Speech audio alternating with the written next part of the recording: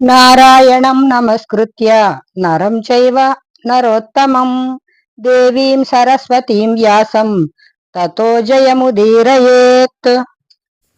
కుంతి మాటను అనుసరించి ద్రౌపది విషయమై పాండవుల ఆలోచన. వైశంపాయనుడు చెప్తున్నాడు.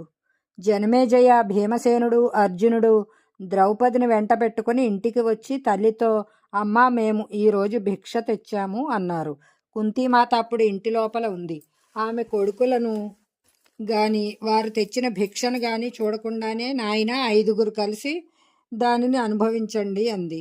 యువతలకి వచ్చి చూశాక అది సాధారణ భిక్ష కాదని, రాజకుమారి ద్రౌపది అని తెలిసి కుంతికి చాలా పశ్చాత్తాపం కలిగింది.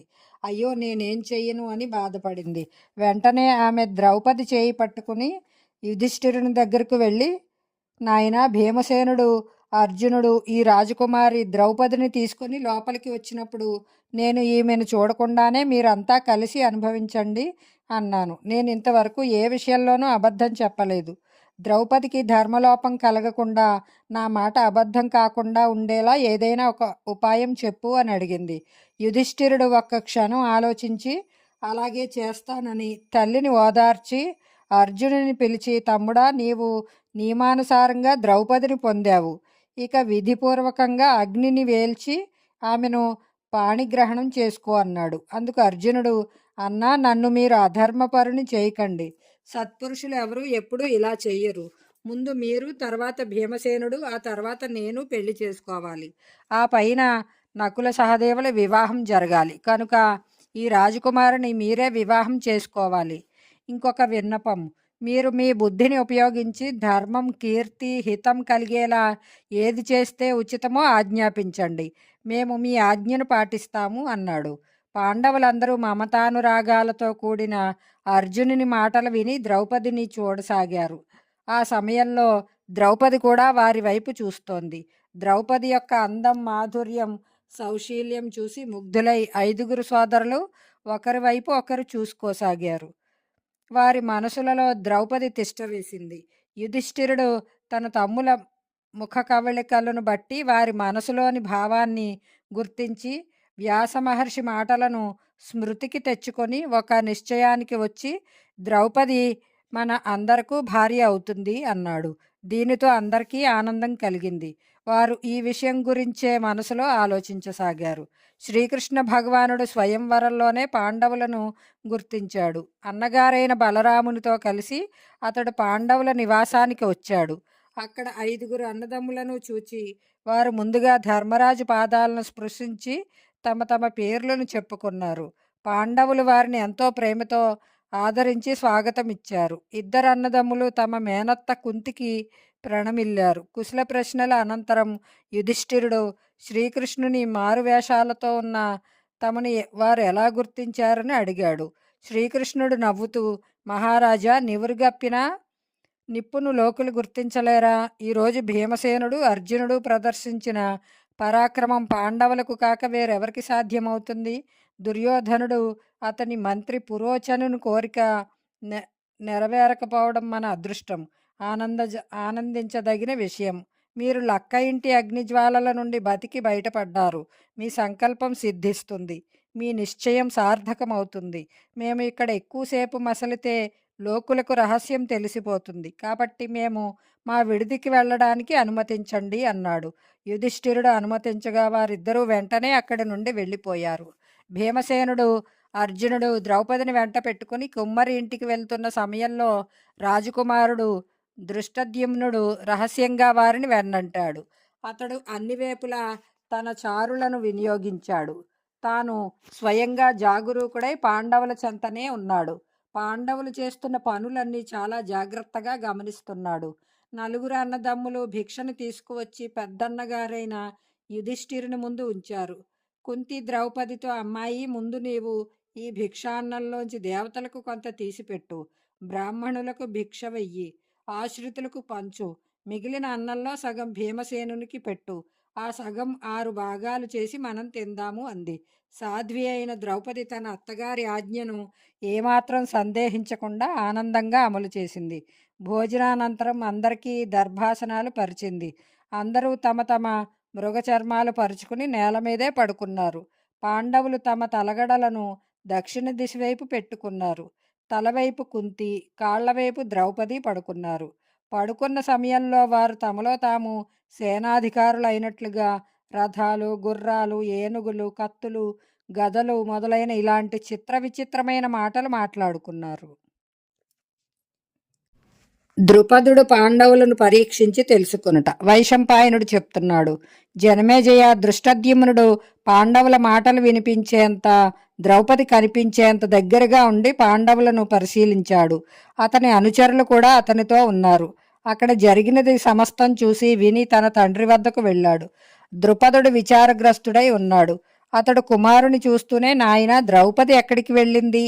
ఆమెను తీసుకువెళ్ళిన వారు ఎవరు? నా కూతురు శ్రేష్ఠుడైన క్షత్రియుడు లేదా బ్రాహ్మణుని చేతిలోనే పడిందా? వైశ్యుని, శూద్రుని చేతిలో పడలేదు కదా? సౌభాగ్యవతి అయిన నా కూతురు అర్జునునికి దక్కి ఉన్నట్లయితే ఎంత బాగుండేది అని గబగబా అన్నాడు.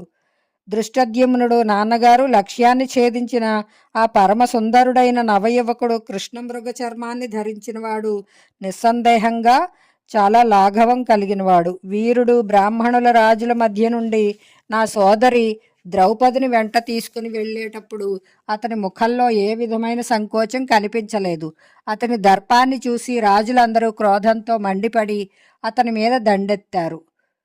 అతనికి తోడుగా ఉన్న వ్యక్తి అందరూ చూస్తుండగానే ఒక పెద్ద చెట్టు పెరికి తెచ్చి దానితో రాజులను మోదసాగాడు. ఏ ఒక్క రాజు కూడా అతనికి ఏమాత్రం హాని చేయలేకపోయాడు. వారిద్దరూ ద్రౌపదిని తీసుకొని నగరానికి ఆవల ఉన్న కుమ్మరివాని ఇంటికి వెళ్ళారు. అక్కడ అగ్నిలా వెలుగొందుతున్న ఒక స్త్రీమూర్తి కూర్చుని ఉంది. ఆమె తప్పక వారి తల్లియే అయి ఉంటుంది. ఆమె దగ్గర మరొక 3 సుందరులైన నవయువకులు ఉన్నారు. వారు తమ తల్లి పాదాలకు నమస్కరించి ద్రౌపదిని కూడా నమస్కరించమని ఆజ్ఞాపించారు. ఆమెను తల్లి వద్ద ఉంచి అన్నదమ్ములందరూ భిక్షాటనకు వెళ్ళారు.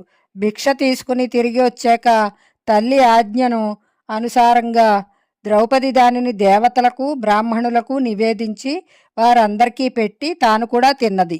ద్రౌపది వారి కాళ్ల వైపు పడుకుంది. అందరూ దర్భాసనాలు, మృగచర్మాలు పరుచుకుని పడుకున్నారు. పడుకునేటప్పుడు వారు తమలో తాము మాట్లాడుకున్న మాటలు బ్రాహ్మణ, వైశ్య, శూద్ర వర్ణాల వారు మాట్లాడుకునేవి కావు. అవి నేరుగా యుద్ధానికి సంబంధించినవి. అటువంటి కులీనులైన క్షత్రియులే మాట్లాడగలుగుతారు. నాకైతే మన కోరిక తీరినట్లే అనిపిస్తోంది. అగ్నిజ్వాలల నుండి పాండవులు బయటపడి నా చెల్లెలిని పొందారనే అనుకుంటున్నాను అని వివరంగా చెప్పాడు. దృష్టద్యుమ్ని మాటలు విని ద్రుపదనుకు చాలా ఆనందం కలిగింది. వెంటనే అతడు వారిని గురించి తెలుసుకోవడానికి తన పురోహితుని పంపాడు. అతడు పాండవుల దగ్గరకు వెళ్ళి చిరంజీవుల కండని ఆశీర్వదించి, మహాత్ముడు పాంచాలరాజు అయిన ద్రుపదుడు ఆశీర్వాదపూర్వకంగా మిమ్మల్ని గూర్చి తెలుసుకోవాలనుకుంటున్నాడు. వీర యువకులారా, ఆజానుబాహుడు, నరోత్తముడు అయిన అర్జునుడే తన కుమార్తెను వివాహమాడాలని మహారాజు ద్రుపదునికి చిరకాలంగా ఉన్న కోరిక. భగవత్కృప వల్ల నా కోరిక సఫలమైతే అది ఆనందకరమైన విషయం. ఈ సంబంధం వల్ల నా కోరిక కీర్తి, పుణ్యం, హితం చేకూరుతాయి అని నన్ను మీకు చెప్పమన్నాడు అని తెలియజేశాడు. యుధిష్ఠిరుని ఆజ్ఞను అనుసరించి భీమసేనుడు పురోహితునికి స్వాగత సత్కారం చేశాడు.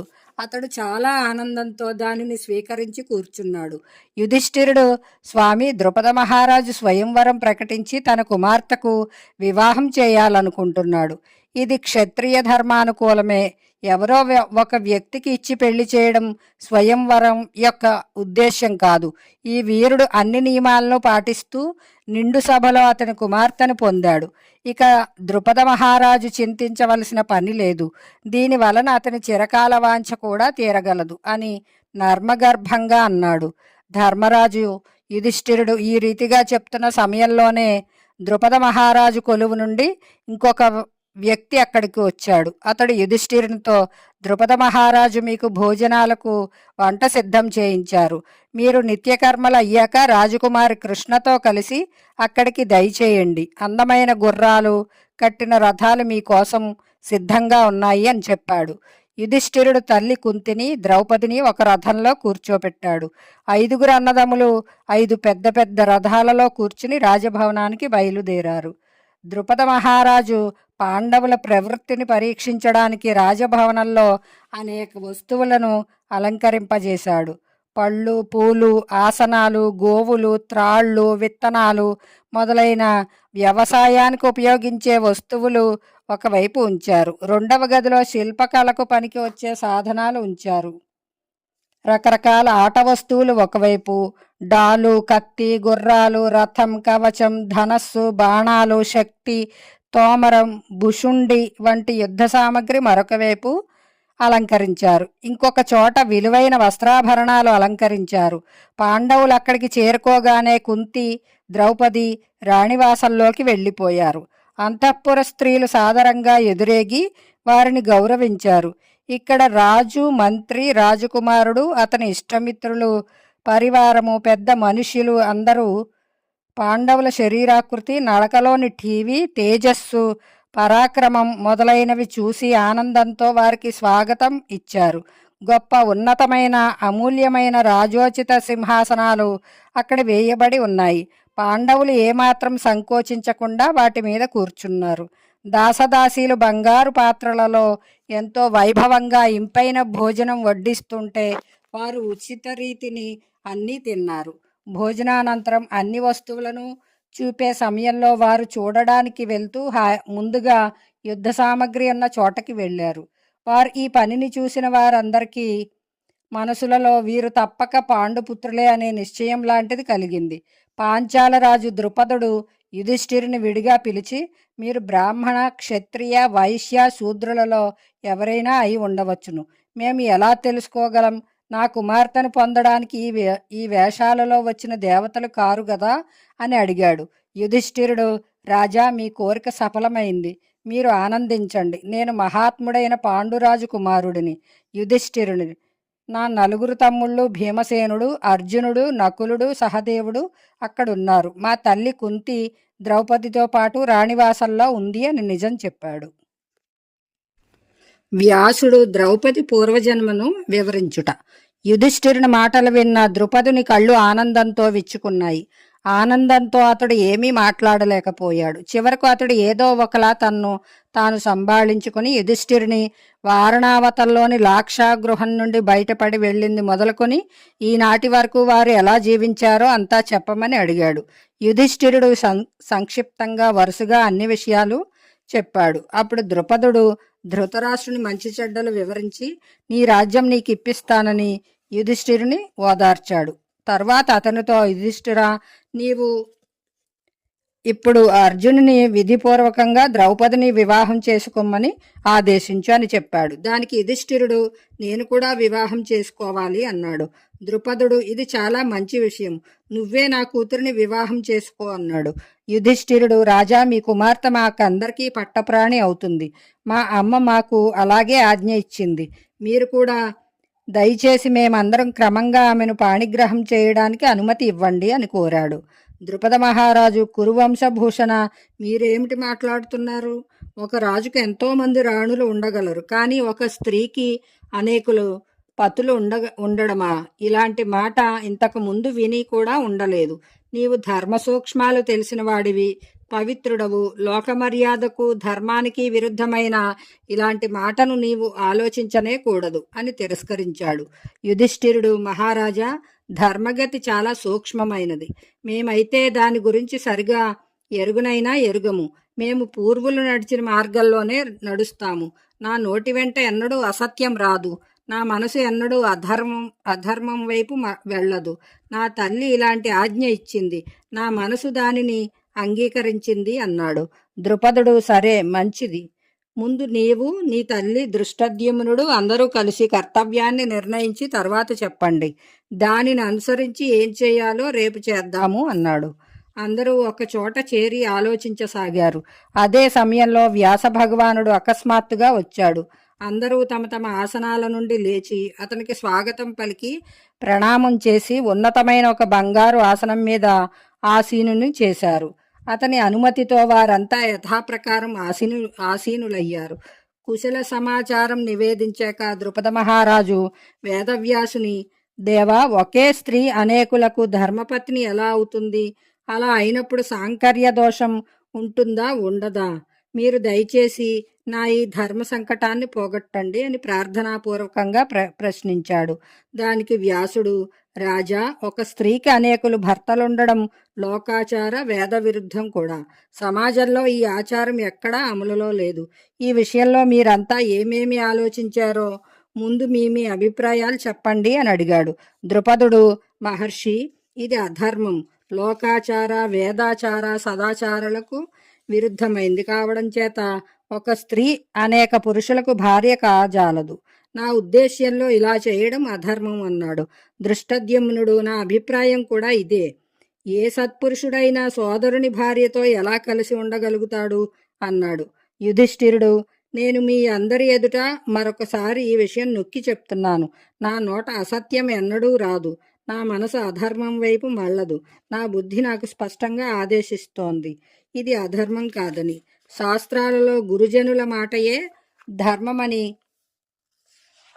చెప్పబడింది. తల్లి గురుజనులలో సర్వశ్రేష్ఠురాలు. మా తల్లి, మీరు భిక్ష మాదిరిగానే ఈమెను కలిసిమెలిసి పంచుకోండి అని ఈ విధంగానే ఆజ్ఞాపించింది. నా దృష్టిలో అలా చేయడమే ధర్మమే అని తేలుతోంది అన్నాడు. కుంతి, నా పెద్ద కొడుకు యుధిష్ఠిరుడు గొప్ప ధర్మవేత్త, చెప్పినట్లే జరిగింది. నా మాట పొల్లుపోతుందేమోనని నా భయం. కాబట్టి నేను అసత్య దోషాన్ని నుండి బయటపడే ఉపాయం ఏమిటో ఇప్పుడు మీరు చెప్పండి అని అడిగింది. వ్యాసుడు, అమ్మాయి, అసత్య దోషం నీకు అంటదు, ఇందులో సందేహం లేదు. ద్రుపద మహారాజా, యుధిష్ఠిరుడు చెప్పింది ధర్మానికి విరుద్ధం కాదు, అనుకూలమే. కానీ ఇందులోని రహస్యం నేను అందరి ఎదుట చెప్పలేను. కాబట్టి నీవు నాతో ఏకాంత ప్రదేశంలోకి రా అని చెప్పి వ్యాసుడు ద్రుపదుని చేయి పట్టుకుని ఏకాంతంలోకి తీసుకువెళ్ళాడు. దృష్టద్యుమ్నుడు మొదలైన వారు వారి రాకను నిరీక్షిస్తూ అక్కడే కూర్చున్నారు. వ్యాసుడు ద్రుపదునికి ఏకాంతంలో ద్రౌపది పూర్వపు 2 జన్మల కథ చెప్పాడు. శంకర భగవానుని వరదానం కారణంగా ఈ 5గురు ద్రౌపదికి భర్తలవుతారని చెప్పాడు. అనంతరం, ద్రుపద, నేను నీకు దివ్య దృష్టిని ఇస్తున్నాను. దానితో పాండవుల పూర్వజన్మ దేహాలను దర్శించు అని చెప్పాడు. ద్రుపదుడు వ్యాసుని అనుగ్రహంతో దివ్య దృష్టిని పొంది చూచాడు.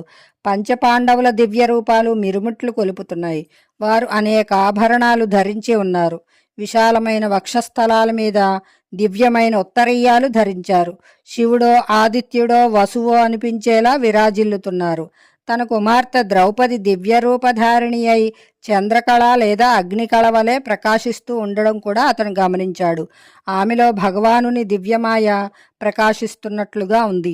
ఆమె రూపంలో, తేజస్సులో, కీర్తిలో పాండవులకు సర్వథా అనురూపవతిగా కనబడింది. ఈ దృశ్యాన్ని చూచిన ద్రుపదునికి చాలా సంతృప్తి కలిగింది. ఆశ్చర్యంతో అతడు వ్యాసమహర్షి పాదాలు పట్టుకున్నాడు.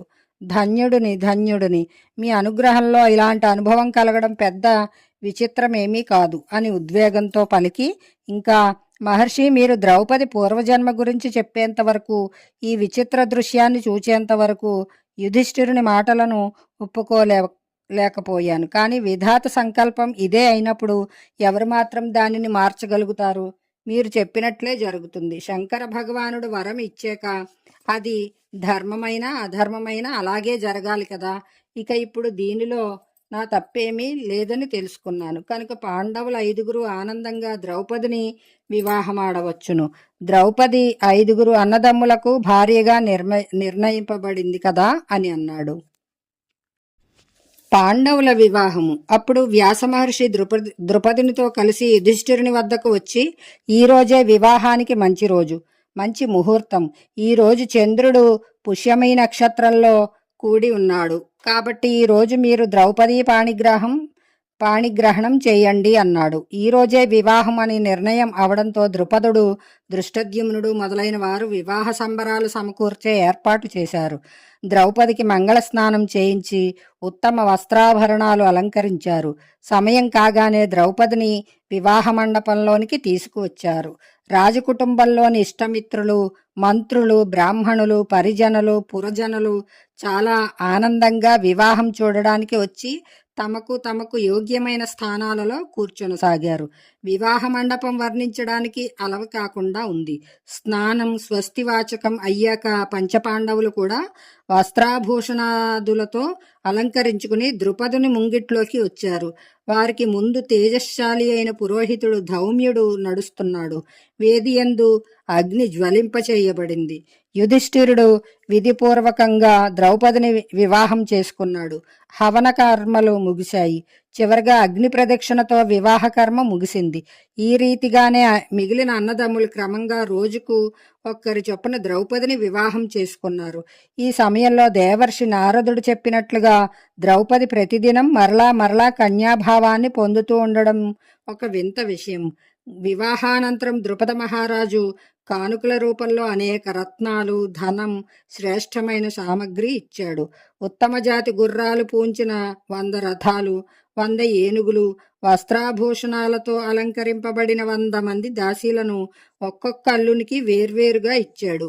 ఇవే కాకుండా అంతులేని ధనం, రత్నాలు, అలంకారాలు పాండవులకు ఇచ్చాడు. ఈ రీతిగా పాండవులు అంతులేని ధన సంపత్తిని, స్త్రీరత్నమైన ద్రౌపదిని పొంది ద్రుపదుని వద్దనే సుఖంగా ఉన్నారు. ద్రుపదుని రాణులు కుంతీదేవి దగ్గరకు వచ్చి ఆమె పాదాల మీద శిరసు వంచి నమస్కరించారు. పట్టు వస్త్రం ధరించిన ద్రౌపది కూడా అత్తగారికి నమస్కరించి చేతులు జోడించి వినయంగా ఆమె ఎదుట నిలబడింది. అప్పుడు కుంతి చాలా ప్రేమగా శీలవతి అయిన తన కోడలు ద్రౌపదిని ఇంద్రుని వల్ల సచీదేవి, అగ్ని వల్ల స్వాహాదేవి, చంద్రుని వలన రోహిణీదేవి, నలుని వలన దమయంతి, వశిష్ఠుని వలన అరుంధతి, నారాయణుని వలన లక్ష్మీదేవి పొందినట్టి ప్రేమానురాగాలను నీవు నీ భర్తల నుండి సంపాదించుకో. ఆయుష్మంతురాలవు, వీరపుత్రులను కన్న తల్లివి, సౌభాగ్యవతివి, పవిత్రతవు అయి సుఖాలు అనుభవించు. అతిథి అభ్యాగతులను, సాధువులను, బాలవృద్ధులను ఆదరించడంలోనూ పోషించడంలోనూ నీ సమయమంతా గడుచునుగాక. చక్రవర్తులైన నీ భర్తలకు నీవు పట్టపురాణివి అగుదువుగాక. ప్రపంచంలోని సమస్త సుఖాలు నీకు లభించి 100 ఏళ్లపాటు నీవు వానిని అనుభవించుదువుగాక అని ఆశీర్వదించింది. శ్రీకృష్ణ భగవానుడు పాండవుల వివాహం అయిన తర్వాత కానుకల రూపంలో వైఢూర్యాది మణులు పొదిగిన సువర్ణాలంకారాలను, విలువైన వస్త్రాలను, దేశ విదేశాలలోని అమూల్యమైన కంబళ్లను, దుశ్శాలువలను, 100ల కొద్దీ దాసీలను, ఉత్తమమైన గుర్రాలు, ఏనుగులు, రథాలు, కోట్ల కొద్దీ నాణేళ్లను, బంగారపు ముద్రికలను పంపించాడు. యుధిష్ఠిరుడు శ్రీకృష్ణుని సంతోషపరచడానికి వాటినన్నిటినీ ఆనందంగా స్వీకరించాడు.